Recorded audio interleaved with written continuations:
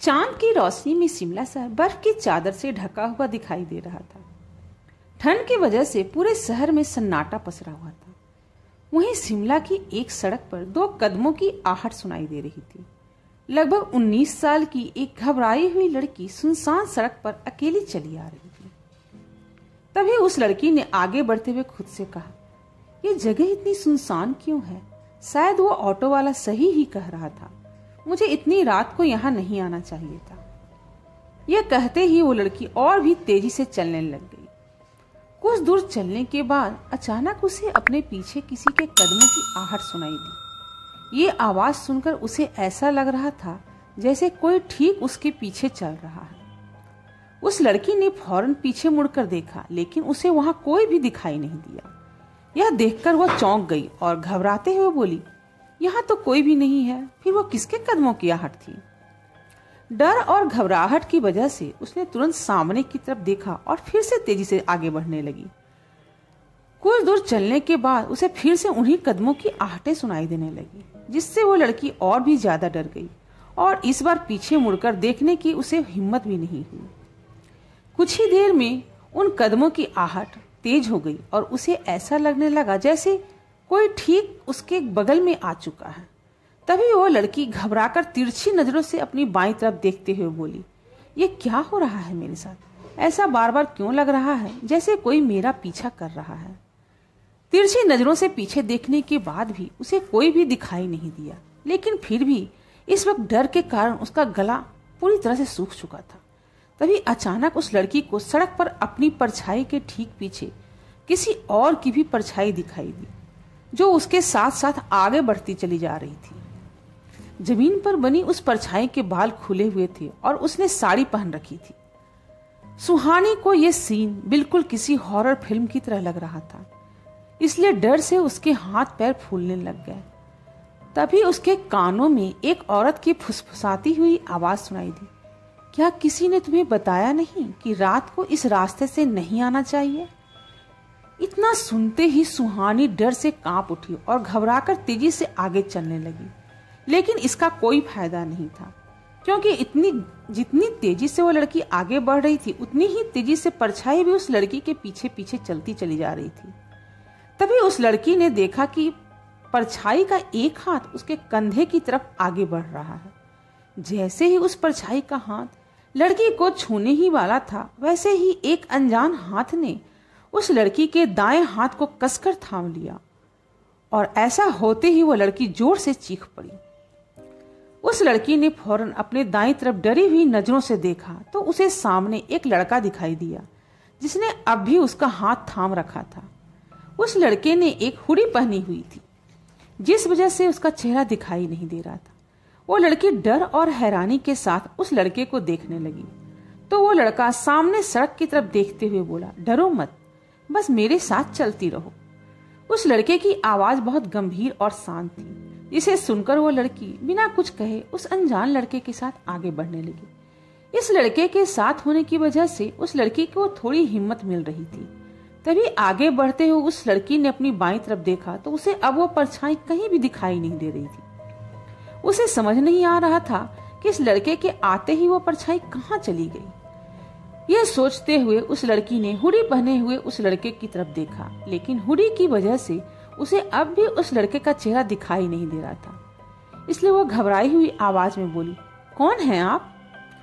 लड़के ने सामने देखकर चलते हुए अपनी सख्त आवाज में कहा, चुपचाप चलती रहो। उस लड़के का हाथ थामने से लड़की का डर जैसे गायब हो चुका था। उसे अब किसी भी परछाई के आसपास होने का एहसास नहीं हो रहा था। इसलिए वो लड़की खामोश हो गई और बिना कुछ कहे सामने देखकर चलने लगी। पैदल चलते हुए कुछ ही देर में वे दोनों एक हॉस्टल के गेट के पास पहुंच गए। तभी हुडी पहने हुए उस लड़के ने लड़की का हाथ छोड़ दिया और सख्त आवाज में बोला, अंदर जाओ और आगे से रात को बाहर मत निकलना। ये लड़की उस लड़के से बात करना चाहती थी, लेकिन उसका सख्त रवैया देखकर वो उससे कुछ नहीं बोल पाई और अपने बैग में मोबाइल ढूंढते हुए बोली, लगता है हॉस्टल बंद हो गया है, मैं अभी वार्डन को कॉल करती हूँ।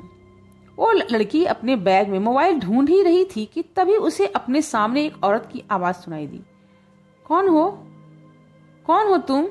और इस वक्त यहाँ पर क्या कर रही हो? अचानक से किसी औरत की आवाज सुनकर वो लड़की घबराकर सामने की ओर देखने लगी। इस वक्त उसके सामने करीबन 40 से 50 साल की एक औरत खड़ी थी जो गुस्से में उसे घूरकर देखे जा रही थी। इसलिए वो लड़की नर्वस होकर जवाब देते हुए बोली, मैम मैं वहाँ यहाँ। इस लड़की को यूं अटक अटक कर बोलता देख सामने खड़ी वो औरत फिर से गुस्से में बोली, जल्दी बोलो, हॉस्टल बंद करने का वक्त हो गया है। यह सुनते ही उस लड़की ने अपना इंट्रोडक्शन देते हुए कहा, मैम मेरा नाम सुहानी शर्मा है, मैंने सेंट थॉमस कॉलेज में एडमिशन लिया है, यहाँ मेरे लिए एक रूम बुक्ड है। वार्डन ने तुरंत उस लड़की की अजीब सी नजरों से देखते हुए पूछा, तुम इस वक्त अकेले ही यहाँ आ गई? सुहानी ने जवाब देते कहा, नो मैम, मेरे साथ ये कहते हुए सुहानी ने अपनी दाईं तरफ देखा तो उसे कोई भी दिखाई नहीं दिया और वो हैरान होते हुए बोली, वो लड़का कहाँ गया? वार्डन को सुहानी की ये हरकतें काफी अजीब लग रही थी, इसलिए उसने सुहानी को टोकते हुए पूछा, तुम किसे ढूंढ रही हो? सुहानी ने कंफ्यूज होकर अपने आसपास देखते हुए कहा, वो लड़का अभी तो यहीं पर था। तभी वार्डन थोड़ा गुस्से में बोली, कौन सा लड़का? यहाँ तो कोई भी नहीं है। सुहानी ने हिचकिचाकर जवाब देते हुए कहा, जिसके साथ मैं यहाँ तक आई थी, अभी अभी तो वो यहीं पर खड़ा था। तब वार्डन ने जवाब देते कहा, जब मैं यहाँ आई थी तुम अकेले ही अपने बैग में कुछ ढूंढ रही थी, मुझे तो तुम्हारे साथ यहाँ पर कोई भी दिखाई नहीं दिया। वार्डन की बात सुनकर सुहानी चौंक गई और उस लड़के के बारे में सोचती हुई धीमी सी आवाज में बोली, ये कैसे हो सकता है? वो यहाँ तो मेरे साथ ही आया था। सुहानी को अपने ही ख्यालों में खोया हुआ देखकर वार्डन फिर से सख्त आवाज में बोली, काफी देर हो चुकी है, अंदर आ जाओ और याद रहे कि यहाँ 8 बजे के बाद हॉस्टल से बाहर रहना अलाउड नहीं है। वार्डन का गुस्सा देखकर सुहानी ने उससे फिर कोई बहस नहीं की और चुपचाप हॉस्टल के अंदर जाने लगी। लेकिन अंदर जाने से पहले सुहानी ने एक बार फिर से पीछे मुड़कर देखते हुए कहा, आखिर कौन था वो लड़का? यह कहते हुए सुहानी की नजर एक बार फिर से वार्डन के चेहरे पर पड़ी जो उसे उसके रूम में जाने का रास्ता बता रही थी। वार्डन का गुस्से वाला चेहरा देखकर सुहानी ने अपनी नजरें झुका ली और अपने रूम की तरफ चली गई। कुछ ही मिनटों में सुहानी अपने कमरे में जा पहुंची, लेकिन उसे कमरे में और कोई भी दिखाई नहीं दिया। तभी वॉशरूम का दरवाजा खुला और एक लड़की कमरे में आई। वो लड़की देखने में बिल्कुल किसी टॉम बॉय की तरह लग रही थी। उसने लोअर टी शर्ट पहना हुआ था और उसके कंधे तक के कर्ली बाल थे। उस लड़की ने सुहानी को मुस्कुराते हुए देखा और बोली, तो तुम हो मेरी नई रूममेट? उसका सवाल सुनते ही सुहानी ने हाँ में अपना सिर हिला दिया। तो वो लड़की आगे बढ़कर सुहानी की तरफ अपना हाथ बढ़ाते हुए बोली, हेलो, आई एम निशा। सुहानी ने भी हाथ मिलाते हुए कहा, हेलो निशा, आई एम सुहानी शर्मा। सुहानी के इंट्रो देते ही निशा ने उससे क्रॉस क्वेश्चन करते हुए पूछा, तुम अभी रूम में क्यों आ रही हो? अब तक कहाँ थी? सुहानी ने जवाब देते हुए कहा, मैं अभी ही हॉस्टल पहुंची हूँ। ये सुनते ही निशा ने हैरान होकर सुहानी को देखते हुए पूछा, तुम इतनी रात को यहाँ आई हो? सुहानी ने हाँ में अपना सिर हिलाया। तो निशा ने उससे फिर से सवाल करते हुए कहा, और तुम किस रास्ते से आई हो? सुहानी ने बिना सोचे समझे जवाब देते हुए कहा, पुराने रोड से। यह सुनते ही निशा ने हैरानी से सुहानी की तरफ देखा और लगभग चिल्लाते हुए बोली, और तुम अब तक जिंदा भी हो? क्या बात है। यह कहते हुए निशा के चेहरे में एक्साइटमेंट साफ साफ दिखाई दे रहा था, जिसे देखकर सुहानी ने कंफ्यूज होते हुए पूछा, तुम ऐसा क्यों कह रही हो? निशा ने जवाब देते हुए कहा, एक्चुअली वो रास्ता बहुत डेंजरस है, रात के वक्त वहाँ बहुत सारे हादसे होते हैं। आई थिंक आज तुम लकी थी, पर हमेशा नहीं रहोगी। दोबारा रात में उस रास्ते पर कभी मत जाना। ये सुनकर सुहानी ने क्यूरियस होते हुए कहा, क्यों, ऐसा क्या है वहां पे? निशा जवाब देते हुए बोली, उस रोड के पास एक कुआं है जिसे विशिंग वेल कहते हैं। यहाँ के लोगों को लगता है कि वह जगह हॉन्टेड है। सुहानी ने हैरान होते हुए कहा, क्या सच में ऐसा है? निशा ने बेफिक्री से जवाब देते हुए बोली, मुझे नहीं पता, लेकिन लोग ऐसा कहते हैं। वैसे तो बात लगभग हर सुबह वहां किसी न किसी की लाश जरूर मिलती है, इसलिए तो वहां की पुलिस भी रात को वहां जाने से डरती है। सुहानी ने थोड़ा डरते हुए निशा से पूछा, निशा, क्या तुम्हें वहां जाने से डर लगता है?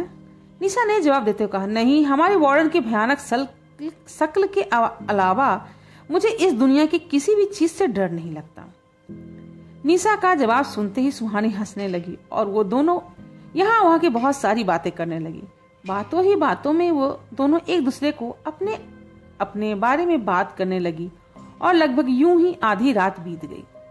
अब निशा भी गुड नाइट कहकर गहरी नींद में सो चुकी थी, लेकिन सुहानी की आंखों में जरा भी नींद नहीं थी। बार बार उसके दिमाग में जंगल में मिली उस परछाई और उस हुडी वाले लड़के का ख्याल आ रहा था और सुहानी खुद से ही सवाल करते हुए बोली, आखिर कौन था वो लड़का और उसके आने से वो परछाई कहाँ चली गई थी? क्या वो परछाई मुझे मारने के लिए आई थी? और अगर वो सच में मुझे मारने आई थी तो उस लड़के ने मुझे बचाया क्यों? काफी देर तक सुहानी यही सब सोच रही थी और फिर उसे नींद आ गई। दूसरी तरफ पुराने रोड के किनारे बने कुएं के पास लगभग 45 साल की एक औरत खड़ी थी। उस औरत के हाथ में एक टॉर्च और एक कैमरा था। वो बड़े गौर से उस कुएं के आसपास कुछ ढूंढने की कोशिश कर रही थी। उसे देखकर साफ समझ आ रहा था कि वह कुछ इन्वेस्टिगेट कर रही है।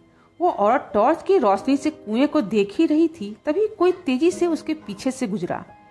ऐसा एहसास होते ही वो औरत पीछे मुड़कर देखने लगी, लेकिन उसे वहां कोई भी दिखाई नहीं दिया। तो वो एक गहरी सांस लेते हुए खुद में ही बड़बड़ाकर बोली, यहाँ तो कोई भी नहीं है। बेकार ही यहाँ लोगों के किसी आत्मा के होने की झूठी कहानी फैला रखी है और कोई इसका फायदा उठाकर यहाँ के लोगों को मार रहा है। पता नहीं ऐसी झूठी कहानियां बनाकर लोगों को क्या ही मिलता है। जैसे ही उस औरत की बात पूरी हुई कि उसे पीठ से किसी के पीछे फुसफुसाने की आवाज सुनाई दी। ये कहानी झूठी नहीं है। ये आवाज सुनते ही उस औरत ने फिर से पीछे मुड़कर देखा, लेकिन उसे अब वहां कोई भी दिखाई नहीं दे रहा था। लेकिन इस बार उस औरत को थोड़ा डर लगने लगा और वो घबराते हुए बोली, ये सब क्या हो रहा है मेरे साथ? ये आवाज किसकी थी? इस अंधेरे जंगल में उस औरत के अलावा इंसान तो क्या कोई जानवर भी नहीं था। यहाँ इतनी खामोशी थी कि हवा चलने की आवाज भी साफ साफ सुनाई दे रही थी। तभी उस औरत ने हिम्मत करते हुए धीमी सी आवाज में खुद से कहा, शायद ये मेरा वहम है। मैंने यहाँ के बारे में इतना कुछ सुन रखा है, इसलिए मुझे बार बार ऐसा महसूस हो रहा है जैसे यहाँ पर कोई है। लेकिन मुझे वह सब बातें भूलकर अपने काम को पूरा कर लेना चाहिए। उस औरत के ऐसा कहते ही उसे अपने पीछे से किसी के गुस्से में गुर्राने की आवाज सुनाई दी। वह आवाज इतनी भयानक थी कि उसे सुनकर उस औरत के रोंगटे खड़े हो गए। उसने तिरछी नजरों से पीछे देखने की कोशिश की, लेकिन उसे कुछ भी दिखाई नहीं दिया। लेकिन अब उसे बहुत क्लियर एहसास होने लगा था कि उसके पीछे जरूर कोई है। साथ ही वहां की हवा में ठंडक भी बढ़ती चली जा रही थी। वो औरत अपनी पूरी हिम्मत जुटाकर धीरे धीरे पीछे मुड़ी और सामने का नजारा देखकर डर से उसके हाथ पैर फूल गए। उसके सामने एक बहुत बड़ा साया था जो हवा में ऊपर उठा हुआ था। ये नजारा देखकर वो औरत डर से हकलाते हुए बोली, कौन हो तुम? इस सवाल के बदले में उसे सामने से एक भयानक आवाज ने जवाब देते हुए कहा, तेरी मौत। इसे तू अच्छी तरह पहचान ले। यह कहते ही वह साया तेजी से उस औरत की तरफ बढ़ गया और जंगल में उस औरत के चीखने की आवाज गूंजने लग गई। वहीं हॉस्टल में सुहानी अचानक से एक झटके से उठकर अपने बेड पर बैठ गई और हड़बड़ाते हुए अपने आसपास देखने लगी। शिमला की इस ठंड में भी उसके माथे से पसीना बह रहा था और घबराहट में लंबी लंबी सांसें ले रही थी। तभी सुहानी ने ध्यान दिया कि वो हॉस्टल में अपने रूम के बेड पर है। ये देखते ही सुहानी ने चैन की सांस ली और अपने सिर पर हाथ रखते हुए कहा, कितना भयानक सपना था वो औरत, वो साया, सब कुछ कितना भयानक था। ऐसा लग रहा था जैसे सब कुछ सच में हो रहा है। यह कहते हुए सुहानी अपने आप को शांत करने की कोशिश करने लगी और फिर कुछ ही देर के बाद वापस से सो गई। अगली सुबह सुहानी और निशा तैयार होकर साथ में कॉलेज जाने के लिए हॉस्टल से बाहर निकल ही रहे थे कि तभी रिसेप्शन के पास से गुजरते हुए सुहानी और निशा को वहां पर खड़ी एक लड़की की आवाज सुनाई दी। पता है, कल पुरानी रोड पर फिर से एक मर्डर हुआ है। आज सुबह वहां एक और लाश मिली है। उस लड़की की ये बातें सुनकर अचानक ही सुहानी के कदम खुद ब खुद रुक गए और उसका दिल जोर जोर से धड़कने लगा। तभी सुहानी ने मन ही मन बुदबुदाते हुए कहा, पुराने रोड पर औरत की लाश? लेकिन ये कैसे हो सकता है? कल रात मैंने तो यही सपने में देखा था। क्या वो लाश सच में उसी औरत की थी जिसे सुहानी ने सपने में देखा था? या यह सुहानी का वहम था? आखिर कौन था वो लड़का जिसने सुहानी की जान बचाई थी उस औरत से? आगे की इस कहानी को जानने के लिए चैनल को लाइक, शेयर और सब्सक्राइब भी करें और जानें कि आखिर क्या था सुहानी के साथ हुई घटना का राज।